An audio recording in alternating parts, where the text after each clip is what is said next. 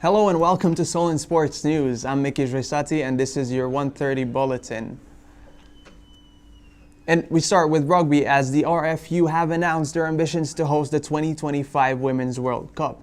The governing body are ready to rival France's bid, claiming that it will be the best attended event in women's rugby history.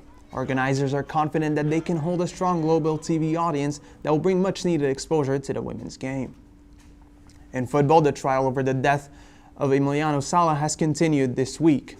Sala and pilot David Ibbotson both died when their aircraft crashed into the English Channel back in January 2019.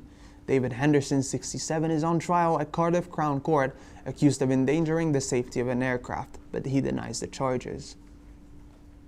Belgian prosecutors have confirmed a 63-year-old Man City fan is in a coma, but his condition is now stable. 5 men have been arrested after the Belgian fan was attacked at a service station on the E40 motorway in Drongen, following City's 5-1 win over Club Brugge on Tuesday. Both clubs have come out and publicly condemned the incident. Going in cricket, Hampshire fast bowler Brad Wheel has signed a contract extension until the end of 2023 this week. Wheel joined the Hawks in 2015 and was instrumental in their 2021 campaign, picking up the 17 wickets in a run that saw his side reach the finals day.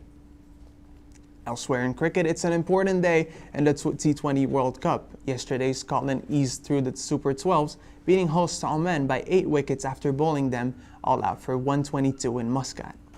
However, Ireland slipped to defeat against Sri Lanka to set up a winner-takes-all clash today against Namibia. They're currently 1-4 for 5, and we'll keep you up to date on that game right here on Solent Sports News. In tennis, former world number 1 Andy Murray played a poor mentality for his second-round exit in the European Open. Argentine Diego Schwartzman came back to win after being down 4-1 in the first set, before narrowly winning the second on a tie break. Murray now looks forward to the Erste Bank Open in Vienna next week. Going into racing, F1 heads stateside this weekend with championship leader Max Verstappen leading Lewis Hamilton by just 6 points after 16 rounds. That battle took another twist this week when the Dutchman stole the Brits' crown to become F1's most popular driver in a recent fan survey. Speaking ahead of the US Grand Prix, Verstappen said he's not worried about a potential Mercedes advantage this weekend. Do about it, but we just have to focus on our side. I think a few things we can do better, and we learned again a lot also in Turkey, we try to do better with our package, what we have, try to find a bit more performance. In celebration of the NBA's 75th anniversary, they have unveiled their official top 75 players of all time. The star-studded list is highlighted by retired legends with the likes of Michael Jordan and the late great Kobe Bryant, as well as current greats as 4-time champion LeBron James makes the list. Now, last weekend we saw a medical emergency in the stands at St. James Park, bringing back echoes of Christian Eriksen's tragic incident at the Euros this summer. Thankfully, the Newcastle fan is now in stable condition, but the incident has sparked talk about defibrillators and CPR training being made available at grassroots level. Harry Clark has more. After the coronavirus pandemic, the nation's physical health has never been more prevalent. Christian Eriksen's collapse and last weekend's medical incident at St. James's Park has shifted the focus to the threat of cardiac arrest. We spoke to Salford manager Sam Jones, who in 2010 witnessed one of his teammates collapse during a training session, and despite efforts from himself and others, they couldn't save him. So in 2010, Jack Bolton died from a cardiac arrest whilst training for Salford Football Club. He was playing for Salford Reserves due to play for the first team that season. One night late in August, we're all training, doing an end of session game. All of a sudden, Jack just drops to the floor. From how he dropped, everyone knew straight away that something was seriously wrong. The first team manager at the time was the first to get to Jack and started doing CPR immediately.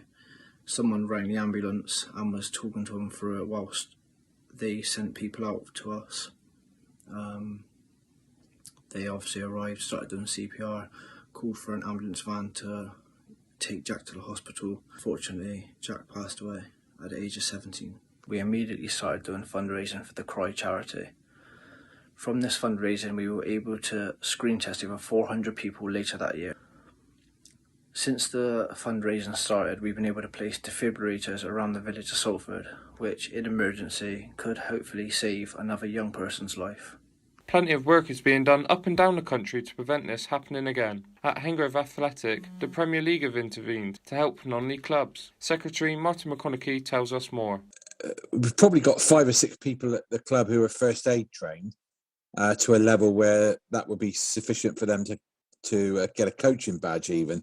I've had the training, and I think 4 or 5 others have as well. So there's enough of us there to spring into action should the worst happen. After the Christian Eriksen thing, the Premier League introduced a fund that clubs at our level could get a defibrillator, and we applied for one in the middle of July, and we got ours at the beginning of September. Most clubs had one. What state they were in, I don't know, because they do need fairly regular maintenance. Obviously, the batteries, they're a battery operated thing, so you have to watch for battery wear, and they should be not serviced regularly, but they should be maintained regularly. Ours was fine. We did recondition it though, so that we've got 2 now, and the second one will be a public use one, which will be up on the wall outside the club. Defibrillators are now more accessible than ever and more important than ever. Harry Clark, Solent Sports News. That's all for now. You can keep up to date on our website, solentjournalism.co.uk. I'll see you at 3:30 for your next Solent Sports Bulletin.